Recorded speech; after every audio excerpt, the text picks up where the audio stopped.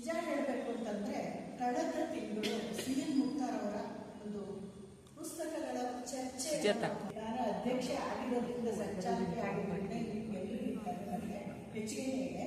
ನಮ್ಮ ಮೈಸೂರಿನ ಅನೂಚಾರವಾಗಿ ಕಾಲಕ್ಕೂ ಗುರುತಿಸಿಕೊಂಡ ಹಿರಿಯ ಲೇಖಕರಿಗೆ ನಾವು ಅವರ ಕಾಲಾವಧಿಯಲ್ಲಿ ನಾವು ಒಂದು ಚರ್ಚೆಯನ್ನು ಇಟ್ಟಿದ್ದೇವೆ.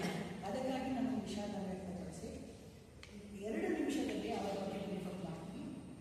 ಒಂದು ಕಾಲಘಟ್ಟದಲ್ಲಿ 2 ತಿಂಗಳು ಅಥವಾ 3 ತಿಂಗಳ ಅವಧಿಗೆ ಒಂದು ಸರ್ತಿ ಮಯೂರದಲ್ಲಿ CN ಮುಕ್ತಾರ್ ಅವರ ಒಂದು ಕತೆ ಬರ್ತಾ ಇತ್ತು.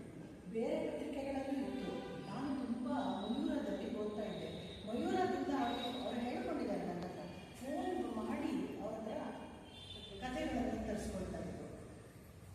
ಕೇವಲ ಕಥೆಗಳನ್ನು ಮಾತ್ರ ಅಲ್ಲ, ಕಾದಂಬರಿಗಳನ್ನು ಕೂಡ ನಾವೆಲ್ಲ ಲೈಬ್ರರಿಯಿಂದ ತಂದು ಓದ್ತಾ ಇದ್ವಿ.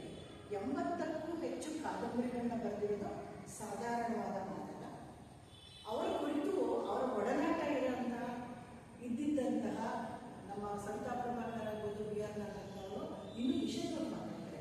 ನಾವು ಆ ತುಡಿತಾ ಇದ್ರೆ ಮಾತ್ರ